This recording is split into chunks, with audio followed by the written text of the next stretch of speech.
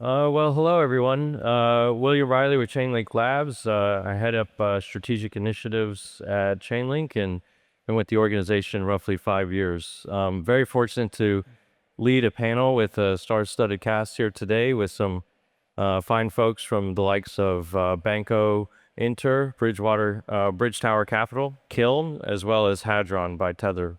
Lovely to meet everybody, and thank you for joining us for the discussion today. Yeah, let's just go down the line. Bruno, would you introduce yourself, please? Yeah, thank you. I'm Bruno Grossi. I lead the digital assets efforts in Banco Inter. Banco Inter is a digital bank in Brazil, one of the most innovative financial institutions in our country, with a super app with more than eight products, financial, non-financial products. Right? We are now listed in Nasdaq and exploring more about the US market. Thank you. Surendra? Hey, I'm Surendra, co-founder and CTO of Hadron by Tether. Thanks, William. Excited to be here. In the New York City. We try to do like a lot of building things together, but staying here talking about the tokenized assets. So what we are building is like the new layer for tokenization engine, bringing all the assets, payments, and liquidity unified together on chain natively, and then looking forward to advance on that tokenization discussion. Thank you. Cory? Thanks, William. Cory, Pugh, Bridgetower Capital. We are a blockchain tokenization and AI company. We've been around for about 5 years here in the US, in Switzerland, and in Abu Dhabi. Awesome. Thank you. Laszlo, please. Yeah, thank you for having me. So Laszlo Szabo, the co-founder and CEO of Kiln. And we are the leading platform when it comes to onchain yield for institutions and high net worth, offering staking, DeFi, and on-chain asset management. Very excited to be here. Awesome. Thank you, gentlemen. Awesome. With that, let's kick it off. Laszlo, I'd love to start with you, what you guys are working on over at Kiln. Recently, we've been discussing you're opening your doors to DeFi. Walk us through what you're building for DeFi at Kiln, and how does Chainlink Runtime Environment enable you to combine critical factors such as data, automation, and multi-chain execution to make this product that you're developing happen? Right. Yeah, so 5 years ago, we started to offer the first yield in crypto, which is staking, first yield on chain, where you collateralize your assets and you get rewards from the network by being paid by network fees.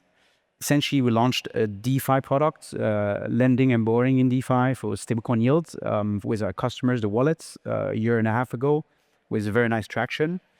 But we needed to think of what is the future of on-chain yields, right? And I think on-chain asset management, that is, you will see today DeFi firms, but more and more of traditional financial players that have been running and managing asset off-chain will manage asset on-chain through vaults and on-chain funds. Vaults are on-chain funds type. And I think CRE really helps us and helps the asset manager to have the right data, for example, the NAV, right, of the funds, do a lot of automation when they rebalance the assets across one DeFi protocols or to a real-world asset, for example, and do cross-chain execution, because you always need to chase for the most and the best risk and yield adjusted products. And sometimes you have to move from one chain to the other. And that's what CRE is very, very good for and central to a product today. Awesome. Incredible. And quite honestly, I just am loving building with your team. And I kind of view what you're working on as the true next iteration of DeFi and where we're going, and kind of like a more abstracted, automated place for yield creation. So really excited about that. Thank you, Laszlo. Surendra, I'd like to turn it over to you. Working on incredible products over at Hadron, tokenized assets, they're accelerating across different blockchains, asset formats. I know over at Hadron, you're focusing on enabling tokenization, and given your connection to Tether specifically, obviously there's a natural fit with payment use cases. Can you expand on what Hadron aims to achieve, and how does technology like Chainlink Runtime Environment kind of help bring that to life? A few things that we do on the tokenization engine. Maybe let me talk about the mission of like why tokenization, what we're trying to do. So the tokenized asset should be as frictionless as like sending an email. So at Tether, the mission is very simple. We wanted to kind of move the value freely as information. So the primary mission that when we started looking into that since we have an advantage being closer to the Tether ecosystem, and then we have the widely adopted digital dollar in place, our philosophy or the next logical step for us is to bring like all the on-chain assets closer to kind of settling this onto the on-chain, onto the digital dollar ourselves, which is probably what we are solving for. So specifically for CRE, it's everything. So the tokenized assets is one form of like where you have the assets to be kind of like tokenized in a format. But where we really need is like the liquidity. That's more important. How you can able to kind of like move this from the traditional finance to the digital finance. How you can able to move this forward. Through that, I mean, CRE, since like some of the integrations we are working with the pricing oracles for the price discovery, which is like extremely important for these secondary markets. And some of the tools like on the compliance firewalls, and also doing the interoperability part. Right. These are the things that what we think that bringing the tokenized assets and in addition to the liquidity is like probably what's going to unlock. Again, it's been the philosophy is like the real unlock is not on the tokenized assets. The real unlock would be is like how you make the tokenized assets more liquidity into this ecosystem is probably what we are aiming for. Yeah, fantastic. And could you briefly expand on like how important is it to have seamless transfers and settlement capabilities within these tokenized assets specific to payments? Let's take an example. One of the things that probably what we are also focusing on, like a big nation state, thinking about like issuing a bond issuance on the blockchain. So the problems that what we see is like again, do you do this like on a traditional finance in the legacy rails, or you wanted to do this natively on a blockchain? So now the point of view is like from a investor who is like in a New York City or in a Mumbai who really wants to kind of access to the country bond. They can really go through the traditional legacy rails, but like once these things are on chain, now we are talking about the transparency, full auditability. Now how you kind of have the payments. So the three things that are more important here is like once the asset is on chain, how the payouts happen on the coupon payments and everything, and how the distributions happen on the chain. Once we decode all the complexity of the legacy traditional finance rails, and then if you put this actively on a native on chain, with transparency, full auditability, I think that's going to leapfrog into like many on-chain. And our view of the world is like there is a 100 trillion on-chain capital coming to the markets, and stablecoins is the first wave of the tokenization format. And what we have seen in the traditional finance was mutual funds moved into ETFs, and ETFs moving into the tokenized formats, and that's where we see like all the payments, yield payouts and everything will become like more natively on-chain. Of course, yeah, creating a more smooth and reduced friction experience to really tap into that speed and liquidity. It's really going to become a powerful thing. I do agree. Cory, we'd love to touch on what's happening at Bridgetower. You know, we've been working together for quite some time now. Mm-hmm. And let's look at fragmented systems. I know this is a topic very near to your heart, and how like one platform can actually tie all this together. You know, we've been discussing with you at Bridgetower, you're working on so many different items, from agentic AI, tokenization, international commerce, payments. You have it all. How is Bridgetower able to do so much? And, you know, how are we helping you achieve some of these goals with Chainlink Runtime Environment to overcome what we see as fragmentation within not only traditional finance systems, but also DeFi protocols and tokenization platforms today? It's a good question. Yep. We should have all the answers. Yeah. Now, Bridgetower started 5 years ago with a fundamental premise that the blockchain was the vehicle to democratize access to a global ecosystem. And we came in and actually wanted to do tokenization as the first product. The problem with tokenization was this thing called liquidity. So one of the first groups we met was Securitize and Avalanche, and we decided to tokenize our own equity of our company. So Securitize is still our transfer agent today. So we went through that process, understood it, and then we started to look at different assets and what liquidity existed, which was a challenge. So we started to look at what kind of platform needed to be built. And we decided liquidity existed in the commerce, consumer ecosystem. They already have customers. Yeah. So if we could take a platform that could take an asset, in fact, it was 3 years ago we were here talking about proof of reserves. That's right. So we take an off-chain asset, put it on-chain, have multiple opportunities with onboarding wallets, primary, secondary markets, that would eventually evolve into an opportunity to have real offerings and real companies. And I think what we're seeing today are real companies coming into tokenization. We've taken a little different approach, and we're taking physical assets. So we're working in natural resources, we're working in consumer goods, showing them how the blockchain, stablecoin settlements, and the rest can really come and tie together. The global part came when we realized the regulatory side of the US was difficult. So we went to Switzerland 4 years ago, and there's a little more regulatory statutes. And then 2 years ago, we went to Abu Dhabi and got an entity registered through ADGM. And so with those three groups, we've been able to really anchor in.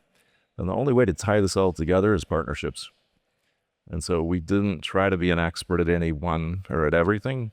We partnered with the likes of, well, the Securitize, the Avalanche, the Chainlinks of the world, MoonPay. And so we forged partnerships where we could build these platforms and a white label opportunity for other clients, customers.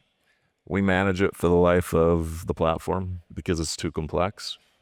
Yeah. And then we set out to connect global ecosystems through the governments and through the private markets. AI is something that came in about 2 years ago, and the AI is a hot topic. It is. I think it's something that's greatly misunderstood. We've been fortunate the last 2 years to have a phenomenal team who's built at scale for multiple companies. But if you think about blockchain and AI, they inherently match. AI's got a powerful engine. The blockchain is essentially a ledger for data.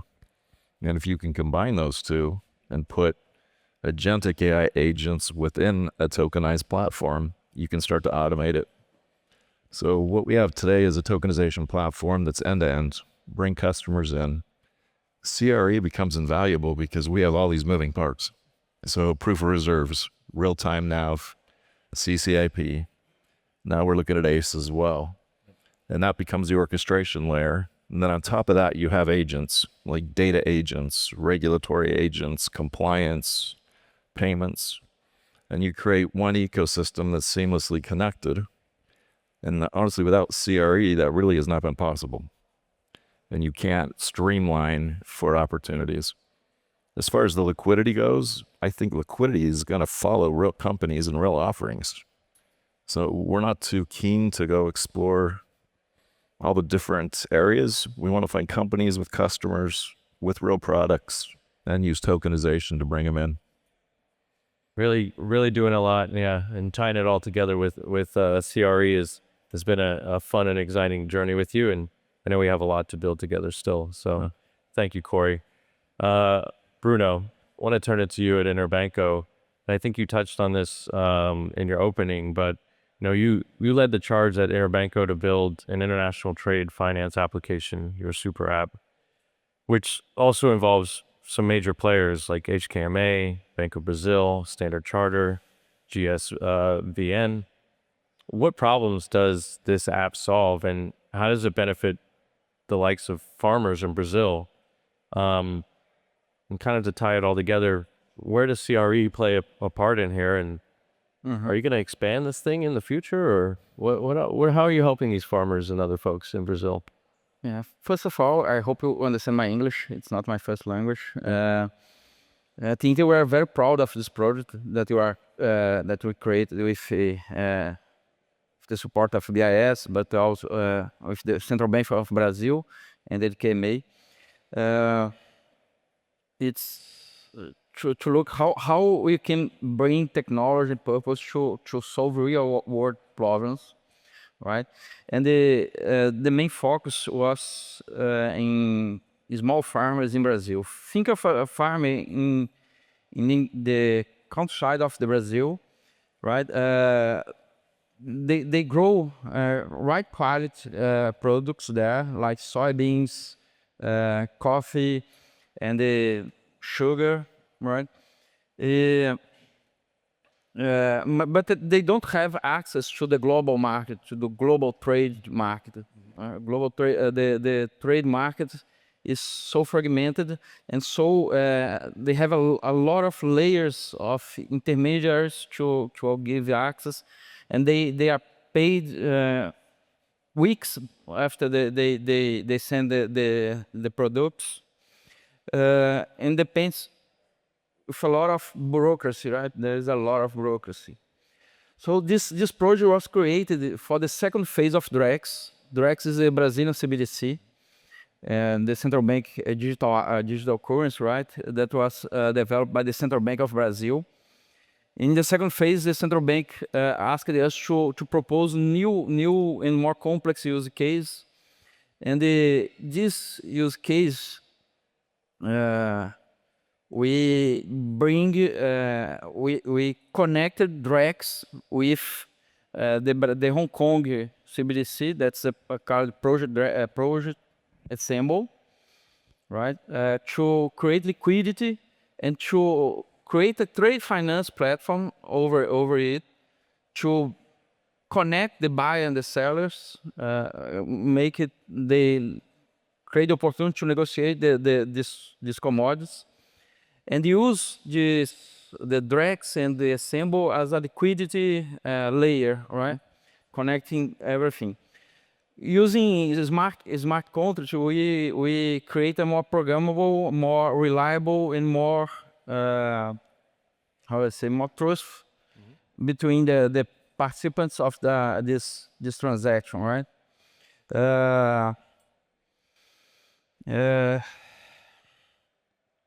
As Surendra tell us, it's make it easy to transfer value assets using blockchain, using tokenization. Give us the power to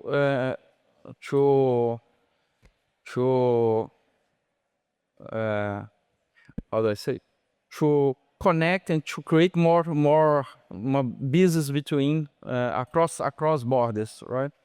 So imagine, for example, a farmer in Minas Gerais, that's my state that's the state that I live in Brazil, selling his coffee, right, in coffee to Hong Kong buyer.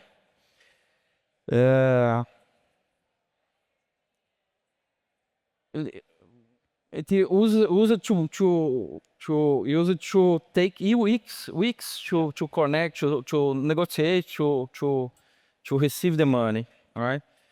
And CRE was responsible, make it possible to connect this, because on the DREX side, on the Brazil side, you have DREX that use a AVM blockchain, and on the Hong Kong side, you have Assemble connecting through an REST API. So CRE translated and created atomicity between these two different networks, all right? Creating opportunity to movement these assets atomically and instantly between these two countries, right? For the next step, we are thinking in connect more jurisdictions to this platform, and to put in production, make it possible to tokenize more commodities, and negotiate real world assets between Brazilian farmers and the buyers around the world, right? Really? Yeah, that's, I mean, truly an app that's doing good for people who need it today. It's incredibly impressive. Yeah, the idea is not to bring if you are a small or big farmer in Brazil, but everyone should wants to negotiate and to sell across border. Yeah. And I think that tokenization will solve this totally. Yeah, really tapping into the powers of blockchain. So, well, gentlemen, I have one final question, kind of just open it up to the floor. Maybe we start with Laszlo. But let's look at the future. At Chainlink, we have a grand vision for CRE and what it will achieve. You know, what does the end state of a unified on-chain financial system look like where DeFi, TradFi, tokenized assets, they're all operating under shared standards? Any kind of general thoughts around this? Yeah, I think you might see just a full convergence between capital markets that are by design today off-chain on 80s, 90s rails, often inefficient, not cross borders, expensive, to everything moving on-chain, from stocks to commodities, to this combined with DeFi protocols, lending, swapping in a very efficient way, transparent way, because it's on-chain. And you still have a lot of fragmentation on these environments, on these blockchains. And I think that's why CRE is quite important to bridge the gap. And for us, we'll just trying to think of what's the future of yields, right? And I think the future of yields is bringing top tier asset manager on chain so that they can distribute products that hundreds of millions of customers wouldn't be able to access before. And that's very exciting to us. Yes, and I do agree. And, you know, guys, I would like to thank you for joining me for such an insightful conversation. Again, at Chainlink, we're very excited about Chainlink Runtime Environment. This isn't a new product that Chainlink has developed. This is the next iteration of Chainlink. You can actually view it as Chainlink. And what you're looking at here with these 4 projects on stage with us today, these are folks building on top of CRE, doing real world use cases around tokenization and payments and, you know, helping folks with insurance issues live today. So this is really just the beginning. We're looking at some of our 4 best projects building on CRE today under our private beta status. So really a great conversation. So thank you for the time. And yeah, I'm excited to see what you guys will build next. So thank you. Thanks, Boy. Thank you.